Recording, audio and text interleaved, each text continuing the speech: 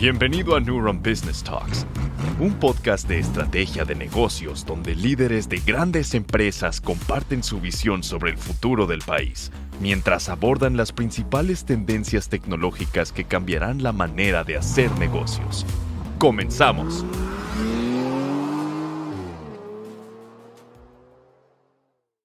Este podcast es presentado por Coin SRC, abogados laborales, con más de 30 años de experiencia resolviendo conflictos con iniciativa privada, empresas paraestatales, contratos colectivos, seguridad social, derecho individual y colectivos. Contáctalos en coinsrcabogados.com. Pedro Latapí, director general de HR Ratings. Oye, pues muchas gracias por el espacio, por esta entrevista. ¿Qué tal? ¿Cómo estás?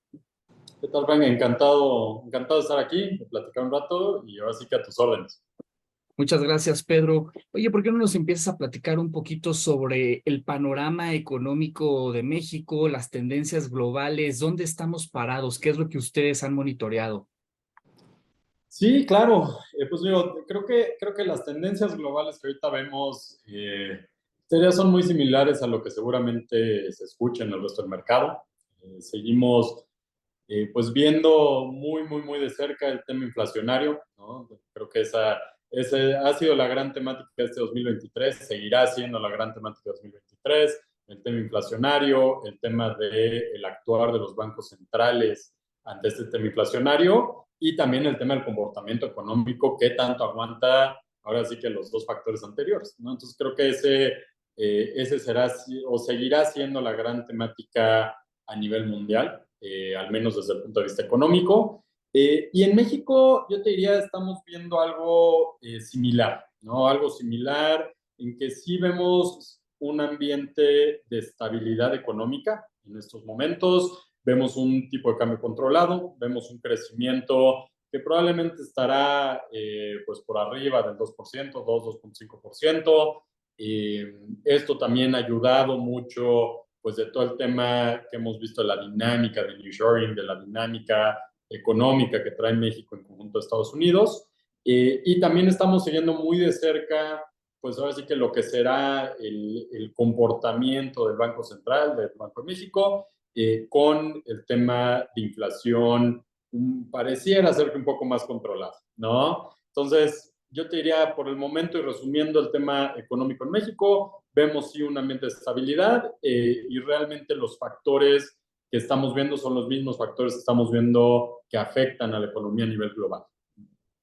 Oye, Pedro, y mencionaste esta palabra que está muy de moda, que es el nearshoring, que evidentemente trae retos, trae oportunidades, ya vemos muy tangibilizadas muchas de ellas, y que al mismo tiempo hay planteamientos sobre cómo podemos sacarle provecho a esta tendencia. Yo quisiera que nos platicaras un poquito, sumando a lo que ya nos dijiste. ¿Cuáles son estos retos precisamente y estas oportunidades que presentan las tendencias a mediano plazo?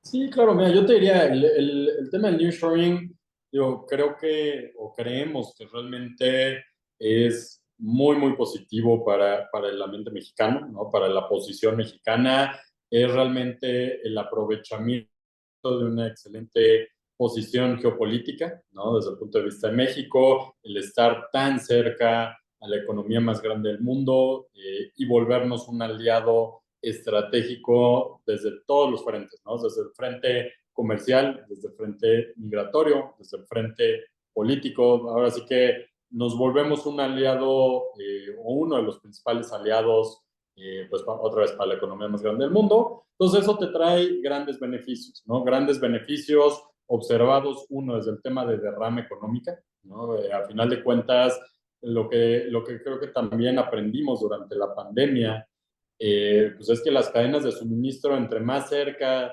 las tenga uno y entre más controlados sean los procesos de suministro y logísticos, a final de cuentas tenderán a ser procesos con menor volatilidad, ¿no? Que es, creo que lo que todos aprendimos un poco a la mala es que en los buenos tiempos pues nadie se acuerda de la cadena de suministro, en los malos tiempos todos están muy pendientes de cómo algo que se factura o se manufactura en Indonesia nos llega, ¿no? Entonces, eso claramente es algo que pues en estos momentos estamos viendo un gran cambio en las cadenas de suministro, donde Estados Unidos está trayendo sus cadenas de suministro más cerca, y eso pues es un beneficio muy, muy claro para México y le genera una importante derrama económica. Los retos pues, realmente son retos más en el sentido de el desarrollo tanto tecnológico como de infraestructura requerido, ¿no? Creo que el nearshoring va a avanzar pues mientras al final de cuentas se tenga esa infraestructura, se tenga esa tecnología, se tenga también el nivel educativo en términos, pues de ahora sí que el personal, de la gente que va a estar ocupando las plazas en estas nuevas cadenas de suministro. Entonces, esos serán los principales retos. Es cómo desarrollamos esta infraestructura, esta tecnología, esta capacitación, esta educación para poder hacer frente a las nuevas cadenas de suministro y a lo que viene ahora sí en términos de derrama económica. Y adicional también por ahí está el reto energético que estas empresas también van a estar solicitando y buscando estas energías limpias que por supuesto es un camino muy interesante todavía para nuestro país. Y ahora yo quisiera justamente ahora que nos has contado todas estas partes de las tendencias del nearshoring y demás, que nos contaran un poquito acerca de esta labor tan importante que ustedes realizan y que nos contaras en qué consisten estos criterios, estas metodologías para los procesos de calificación y cuáles son precisamente los objetivos de estas. Sí, claro, te cuento con mucho gusto un poco así que, entendiendo H Ratings, somos pues, la agencia calificadora líder en México. Tenemos alrededor de 2,000, bueno, 1,800, 2,000 calificaciones, entre 650 y 700 entidades calificadas. Realmente lo que es una calificación, y en el sentido más, así que más fundamental, ¿no? Más claro, es decirte qué tan bien estás comparado con alguien más. Eso es, al final del día, una calificación es simplemente una escala relativa, ¿no? Digo, lo ponemos muy claro y cuando nos dicen, oye, a ver, explícamelo como si se lo explicaras a tu abuelita, ¿no? Si en la escuela te califican del 1 al 10, básicamente, y te están dando una escala relativa frente a alguien más, ¿no? O frente a parámetros previamente establecidos. Lo que hacemos en términos de calificaciones es lo mismo. Es, oye, tu institución financiera, banco, estado, municipio, país, proyecto, infraestructura, deja que yo, H Ratings, te diga qué también o cuáles son tus áreas de oportunidad frente a tu industria o frente a tu sector o frente a los parámetros que yo ya tengo definidos para evaluar a entidades o a empresas o a organismos como tú, ¿no? Entonces, realmente eso es dar información al mercado, darle información a las entidades, a los inversionistas, a los reguladores, de qué tan bien, qué tan mal está alguna entidad, qué le falta por mejorar, qué tiene que hacer, y con eso un poco, pues realmente establecer tanto el nivel de riesgo como los factores positivos y áreas de oportunidad de lo que estamos viendo, ¿no? Entonces, ahora sí que eso en términos muy generales, ¿no? Eso es lo que hace una calificadora de valores, una calificadora de riesgo. Y bueno, ahí HR pues es ahora sí que nuestro día a día en términos de todas las áreas y todos los sectores que cubrimos. Oye, y cuéntanos ahora precisamente cuáles son estas variables a las que les prestan más atención precisamente para poder asignar estas calificaciones, estos criterios, estas metodologías que son importantes para poder determinar estos riesgos y estas calificaciones. Sí, claro, mira, cambia o va cambiando por sector, ¿no? Tenemos una metodología para cada uno de los tipos de entidades que evaluamos o que calificamos. Tenemos metodologías por ejemplo, algo específico para bancos, casas de bolsa, instituciones financieras no bancarias, corporativos, como te decía, estados mexicanos, municipios mexicanos, también estados americanos, municipios americanos, que también tenemos operaciones en Estados Unidos. A final de cuentas, nuestras metodologías todas tienen algo particular en términos del activo y el sector que estamos evaluando, pero te diría de forma muy general, realmente siempre nos fijamos en dos factores, ¿no? El primer factor es, obviamente, si podemos cuantificar, o el tema de análisis financiero, números financieros, digo, pensando en que las calificaciones están también muy pensadas hacia el tema de pago de deuda, ¿no? A final de cuentas, lo que realmente nosotros vemos es la capacidad, y en esta escala relativa, es esta capacidad de pago de deuda, evaluación de pago de deuda en tiempo y forma, ¿no? Entonces, tenemos un tema de análisis financiero que por un lado hacemos para decirte, oye, ¿qué tan bien estás o qué tan sólidos son tus números, tus métricas, tus razones para el pago de deuda? ¿No? Y ahí podemos hacer desde análisis histórico, proyecciones, ahora sí que cualquier N cantidad de análisis se pueden hacer de ese lado. Y del otro lado, que también es algo que HR desde el principio siempre se trató de incorporar un tema de factores cualitativos, que al día de hoy, más que factores cualitativos, ya lo estamos, o bueno, de hecho, evolucionó o migró hacia el tema de ESG, ¿no? Y esta visión es decir, oye, yo evalúo tanto el tema de razones financieras y números, pero también evalúo todo aquello que está atrás de esos números, ¿no? Todo aquello que está atrás de, o entendiendo que, pues bueno, al final de cuentas un número, también hay gente que está atrás de esos números, hay equipos, hay procesos, hay sistemas, hay riesgos climáticos, hay riesgos sociales atrás de esos números. Entonces, la calificación al final del día se compone tanto de un tema muy financiero, muy cuantitativo, en donde se puede o en las metodologías donde se puede, dependiendo del activo, del sector, de la industria. Y por el otro lado se compone también de algo muy cualitativo o algo que complementa a los números y que no necesariamente siempre está incorporado en los números, ¿no? Y así es como realmente llegamos a las calificaciones. Obviamente esto está todo estandarizado, todas nuestras metodologías también aprovechando, son públicas, transparentes, no hay nada oculto, no hay nada que no se sepa desde un inicio del proceso de calificación, están todas en la página y son totalmente consultables para todos, pero a grandes rasgos esos serían los dos factores que cualquiera de nuestras metodologías necesariamente va a englobar o va a incorporar como parte del análisis. Y dicho esto, Pedro, cuéntanos, bueno, entonces, ¿cómo está ahora México? ¿Cuál es esa lectura que les da precisamente todas estas metodologías que nos compartes para poder definir dónde estamos parados? Sí, claro, la calificación de México al día de hoy nosotros la mantenemos en HR triple más global, ¿no? Es una calificación con perspectiva estable.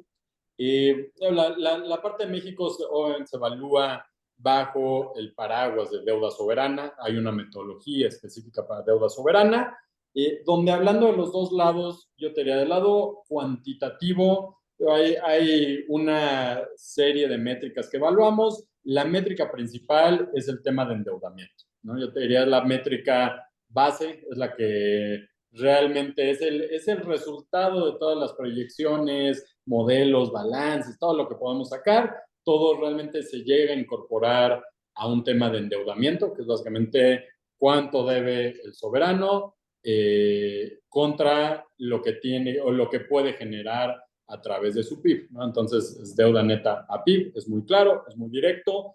En ese sentido, realmente México ha mantenido una trayectoria muy favorable. ¿Y a qué me refiero con esto? Ha sido una trayectoria de endeudamiento a PIB muy, muy, muy flat, ¿no? O sea,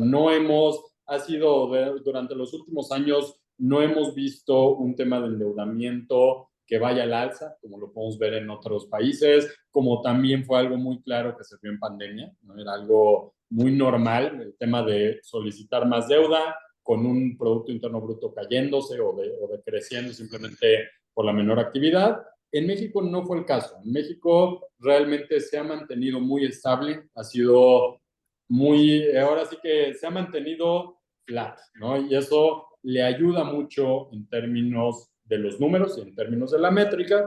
Y por el otro lado del tema, como te decía, de ESG, gobernanza, principalmente para nosotros consideramos los factores ESG, pero nos centramos esencialmente en el factor de gobernanza, ¿no? Y el factor de gobernanza en México también al día de hoy ha sido un ambiente que podamos decir en términos de estabilidad frente a lo que podemos ver en otro tipo de soberanos, ¿no? Y una estabilidad vista a través de instituciones donde se desahoga o donde hay procesos que van desahogando, pues ahora sí que lo que es el día a día, ¿no? Es el día a día normal de un ambiente político, de un ambiente de un soberano, pero si tienes un proceso y un control que va desahogando, a final de cuentas, ese día a día político, ¿no? Entonces, y por ejemplo, para nosotros, lo más claro en términos de gobernabilidad también es justamente esta independencia de bancos centrales, ¿no? Que el Banco Central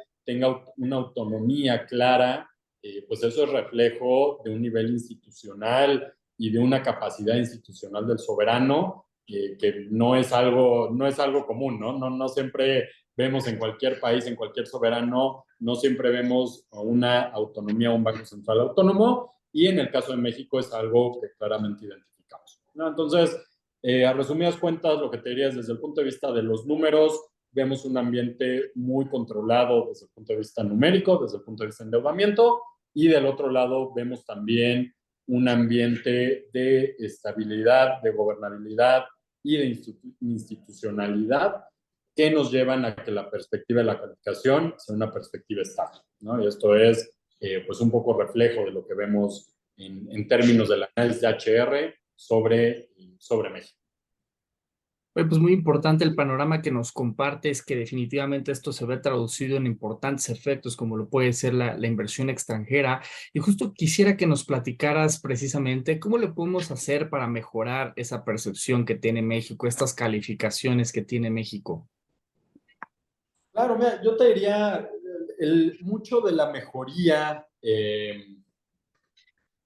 y primero, algo que nos ha llamado mucho la atención, ¿no? Y nosotros, digo, y como te lo decía, HR tiene operaciones en Estados Unidos, está también certificada para operar, bueno, como agencia calificadora certificada en Europa, estamos también en Reino Unido, en fin, tenemos una visión, pero si bien en bueno,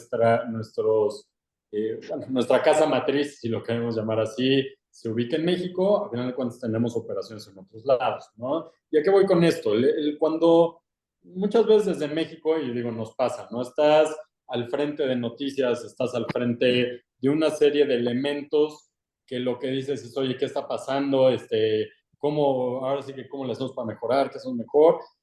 Pero cuando sales del tema de México, realmente lo que empiezas a ver es que este posicionamiento de México es realmente positivo, ¿no? Y positivo en el sentido de cuando hablan, y digo, y nos ha tocado con inversionistas institucionales extranjeros, cuando vamos presentados en México nos dicen, oye, pues es que ahora sí que, qué más quiere México, ¿no? O sea, parece que tiene todo sobre la mesa, que realmente está viviendo un momento de mucha fortaleza frente a lo que son otros mercados emergentes, ¿no? Frente a lo que son otros países, otros soberanos que igual no tienen esa misma posición o no están en ese mismo momento. Entonces, digo, dicho esto, el tema de México, claramente, ¿qué es lo que llevaría a una mejora en la calificación? Como te lo decía, desde del primer lado, y lo que necesariamente tendría que observarse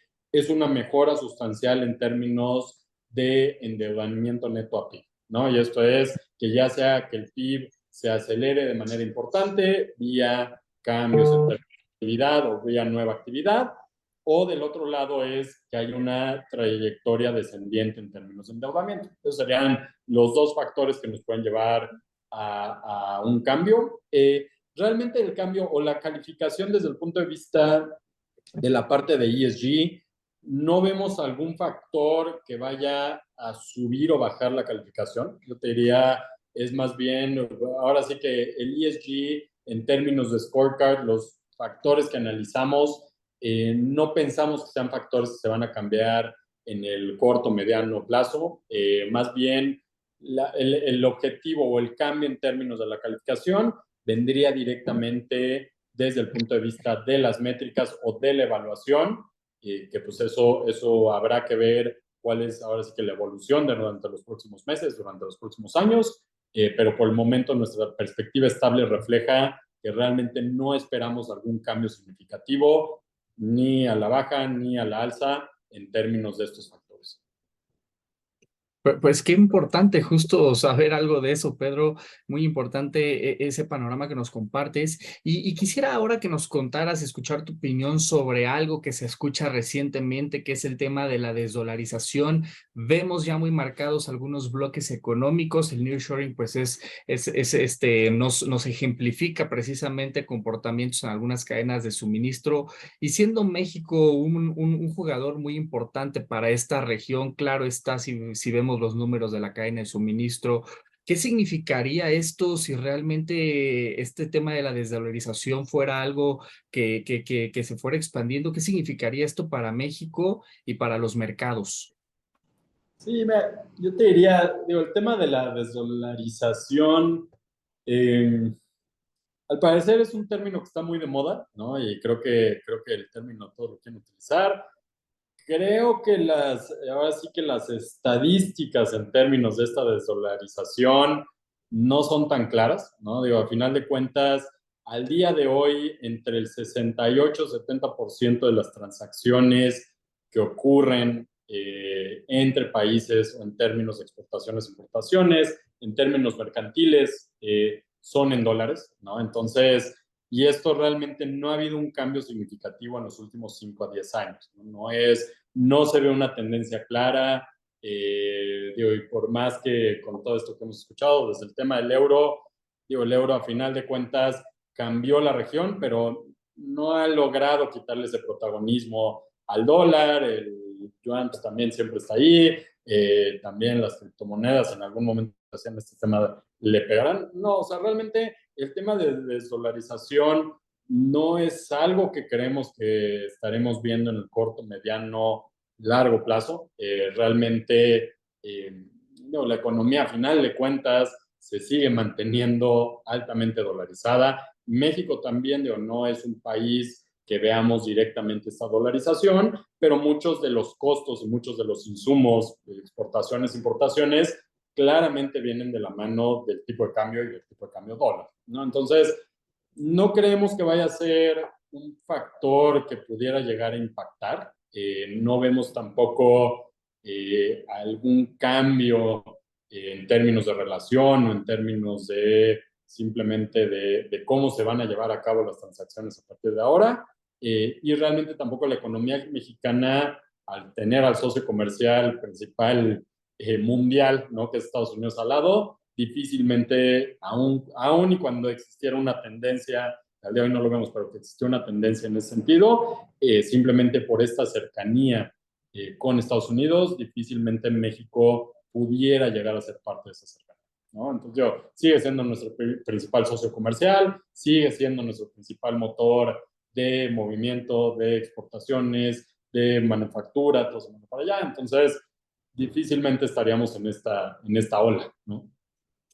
Sí, definitivamente. Si vemos los números de algunas industrias como la automotriz, bueno, más del 80% de lo que se produce se va para allá y en muchas otras industrias. Qué importante tener tu opinión y tu visión sobre ese tema. Y regresando un poquito sobre pues esta situación que vive México, que presenta bastantes oportunidades, yo quisiera que nos contaras un poquito otro tema también que ha estado mucho de moda, el peso. ¿Qué está pasando con el peso, Pedro?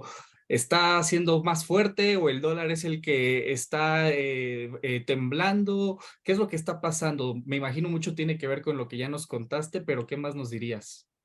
Sí, claro, pues mira, el peso es, si alguien pudiera dar esta predicción a principios de año de que el peso iba a estar aquí, ahora sí que todos mis respetos, ¿no? No, creo que es algo que pocos analistas hubieran previsto, ¿no? Digo, ciertamente, no, bueno, el análisis de H ratings tampoco lo teníamos tan claro, ¿no? Estos niveles del peso. Pero bien, digo, y fuera, digo, y más bien atendiendo a tu pregunta, no es un tema de debilidad del dólar, ¿no? ¿Y a qué me refiero con esto? El dólar no ha tenido la misma depreciación frente a una moneda como lo ha tenido contra el peso, ¿no? El peso a nivel global o contra las monedas contra las que cotiza el dólar, ha sido las monedas que más fuertemente ha ganado durante este año, ¿no? Y por eso digo, primero contesto con esa parte de la respuesta. No es un tema de que el dólar ha sido débil en general. El dólar, de hecho, se ha mantenido, de hecho, contra algunos mercados emergentes todavía se ha fortalecido más, ¿no? Ahorita contra China está a niveles de mucha fortaleza, Turquía, Argentina, cada uno con sus particularidades, pero no, ahora sí que el dólar no ha exhibido ese mismo comportamiento y más bien el comportamiento del peso mexicano, creemos que es símbolo de distintos factores, ¿no? Uno es lo que ya hemos hablado, del momento mexicano y de la posición mexicana en términos del nearshoring. Dos, también es reflejo de la oportunidad que te contaba de México frente a otros mercados emergentes, ¿no? Que claramente lo vuelve un mercado todavía más atractivo, dado los comparables o dado la situación de comparables que tenemos al día de hoy. Y tres, también es reflejo de pues la política monetaria y de las tasas y el nivel de tasas donde también estamos al día de hoy comparado contra el tema de inflación, ¿no? Entonces, si conjugamos, ahora sí que es una serie de factores que al parecer cuando conjugas todos esos factores te dan este tipo de cambio que realmente es sorprendente, ¿no? O el nivel sí ha sido sorprendente y ahora sí que esperaremos a ver la evolución en los próximos meses, a ver dónde terminamos el año. Qué interesante ver los caminos que se están presentando en ese sentido. Entonces, Pedro, oye, y me interesaría mucho conocer tu opinión sobre un tema que se me hace muy interesante de México. Ya nos los comentaste, la situación en la que estamos parados, tenemos todo realmente para ser protagónicos y de hecho, si vemos algunos números, ¿no? Estamos entre los primeros, número uno en exportación en producción de plata. En petróleo también tenemos reservas muy importantes, acceso a los dos océanos, líderes en manufactura automotriz, en producción de alimentos. Realmente tenemos muchísimas oportunidades en este país y sin embargo parece que seguimos avanzando muy poco en el tema de la pobreza que todavía tenemos. ¿Qué pasa? Parece como si fueran temas contradictorios. ¿Por qué nos cuesta tanto sacar a la base de nuestra pirámide económica, a pesar de todas las oportunidades, a pesar de los grandes números y que estamos dentro, a veces dentro de las primeras 15, primeras 20 economías del mundo? Sí, mira, yo digo, creo que también es el tema de la base más bien, y otro, empezaría la respuesta con también estamos viendo una tendencia global en ese sentido, ¿no? Y global en ese sentido, ¿a qué me refiero? Durante los últimos 20, 30 años hemos visto dos factores principales de los cuales México no ha sido exento, ¿no? O que realmente exhibe este mismo comportamiento y por ende tampoco sé si lo pudiéramos achacar directamente a factores mexicanos. Pero bueno, por un lado es la tendencia de realmente la población medida abajo de la famosa línea de pobreza, ¿no? Que eso es algo que claramente ha sido, bueno, se evalúa, cada año saca el estudio, y si lo vemos al día de hoy, en términos de la población mundial abajo de esa línea de pobreza, pues estamos realmente en los menores niveles, pues yo te diría hasta casi históricos, ¿no? O sea, de eso creo que también hay que ponerlo un poco en contexto, ¿no? En ese sentido, se han hecho importantes avances, ¿no? Obviamente avances tecnológicos, avances sociales, avances de movilidad, avances económicos, que llevan a que gran parte de la población, yo no quiero decir toda, pero gran parte de la población haya podido mejorar sus condiciones en los últimos periodos, ¿no? Y esto también es reflejo, y no te estoy diciendo México tiene una historia diferente, realmente es la misma historia en términos de México. Ahora, la otra, esto ya ha sido a la par, desgraciadamente, es también una situación de mayor concentración de riqueza, ¿no? Entonces, por un lado tenemos ahora sí que la población se ha elevado en términos de pues sí, PIB per cápita o el indicador que quieras ver en términos de riqueza, pero por otro lado también hemos tenido un tema de mayor concentración de riqueza en una parte de la población, ¿no? Entonces, si tú lo mides vía coeficiente Gini o Y ahora sí que también, otra vez, la métrica que se quiere utilizar, pues también tenemos una mayor concentración de riqueza en unas cuantas manos, ¿no? Entonces, yo más que decirte en México, ahora sí que casi donde nos ha ido mal, más bien estos dos factores los vemos a nivel global, ¿no? Y los vemos desde economías como lo son Estados Unidos, las europeas, claramente México, China, aún con todos estos cambios demográficos que han tenido, tienen estas mismas situaciones. Y me encantaría decirte una respuesta, y si la tuviera, créeme que sería el primero en aplicarla en poderle, ahora sí que, o poder entenderla mejor, pero creemos que esas van a ser las grandes temáticas hacia adelante, ¿no? Es cómo sigues levantando a la población y cómo mantienes esta tendencia en términos de la población en su nivel económico, pero cómo a la vez haces que con este incremento pues, no se siga haciendo un tema de desigualdad, ¿no? Porque entonces todo lo que estás haciendo bien o todo lo que mejoras en términos del PIB per cápita de la población total, pues no o pierde un poco ese sentido cuando la concentración en unas cuantas manos también incrementa sustancialmente, ¿no? Entonces, y perdón, no sé si fue la respuesta que buscabas, pero bueno, creo que esa es un poco la visión que te pueda dar en ese sentido. Sí, completamente son problemas que se presentan en todas las geografías y evidentemente no es como que existiera una receta, una fórmula secreta para resolver esto y si alguien la tiene me encantaría escucharla, pero parece que no es tan fácil estos temas, Pedro. Oye, pues ya un poquito para ir terminando, nos has dado toda una lectura muy importante de lo que está sucediendo a nivel tendencias, a nivel panoramas económicos. Quisiera escuchar desde tu perspectiva, ¿cuáles son estas expectativas que tiene por supuesto HR Ratings en el corto mediano plazo? Claro, expectativas desde el punto de vista económico, ¿no? Así es. Sí, claro, mira, yo te diría, esperamos durante este año, como te decía, esperamos un crecimiento por encima del 2%, 2.5%.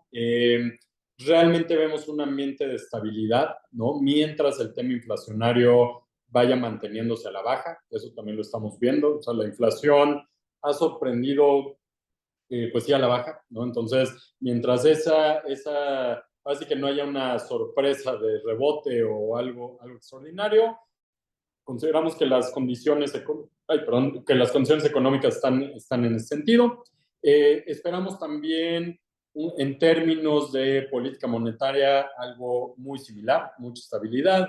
Esperaríamos en algún escenario alguna primera baja en términos de tasas para probablemente, bueno, no probablemente, más bien para posiblemente cierre de este año y si no, seguramente para lo que será el próximo año, ¿no? Eso es en términos de México, pero recordando que México viene muy de la mano de lo que pasa en Estados Unidos, ¿no? Entonces, en Estados Unidos estamos también muy pendientes del tema inflacionario, también parece que va a la baja, pero también va de la mano con una importante desaceleración económica, ¿no? Esta desaceleración económica en términos de manufacturas, en términos de servicios, entonces seguramente será algo a evaluar y realmente lo que todos traemos en la cabeza es desde el punto de vista de la Fed, es cómo va a reaccionar la Fed ante esta inflación que todavía se ubica, pues ahora sí, fuera de su rango, ¿no? Fuera del rango donde se sentirían cómodos, si realmente la Fed estará dispuesta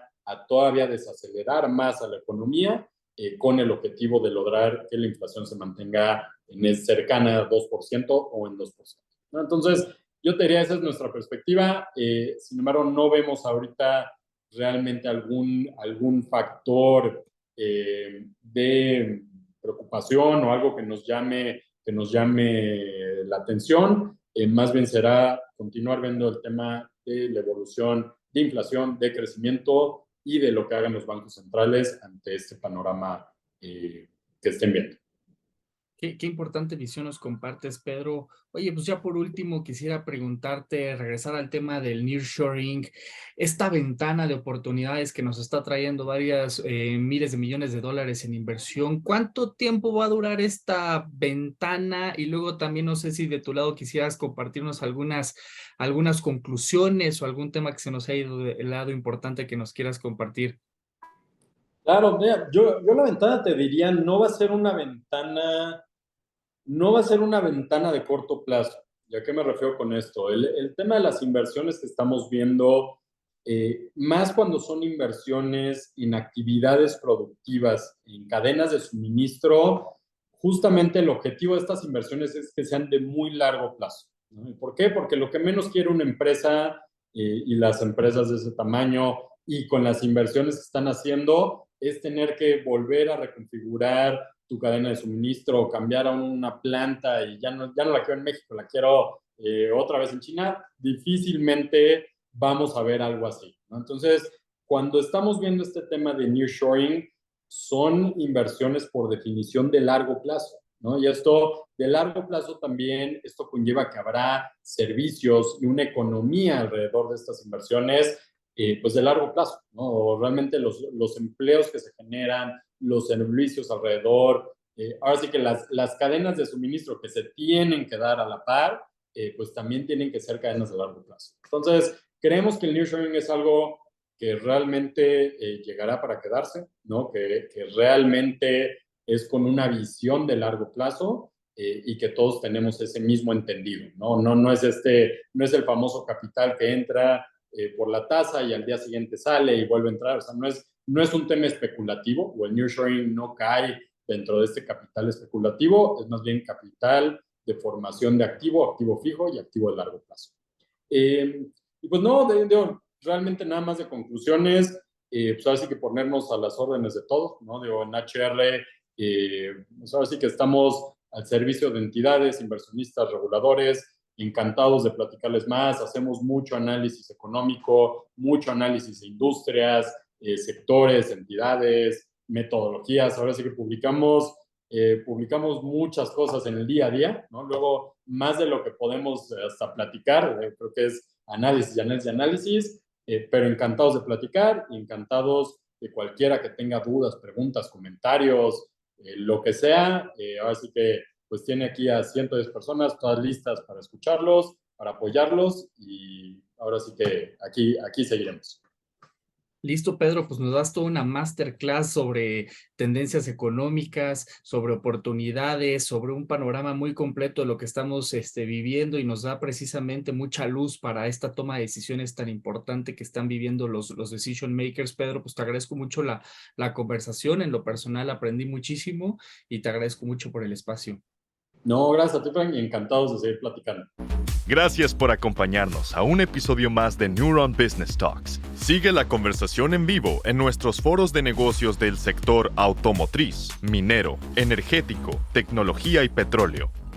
También te invitamos a seguirnos en nuestra página neuronbusinessgroup.com, nuestras redes sociales, y suscríbete a nuestro newsletter, donde recibirás información de primera mano sobre nuestras entrevistas y eventos exclusivos de la comunidad de Neuron Business Media.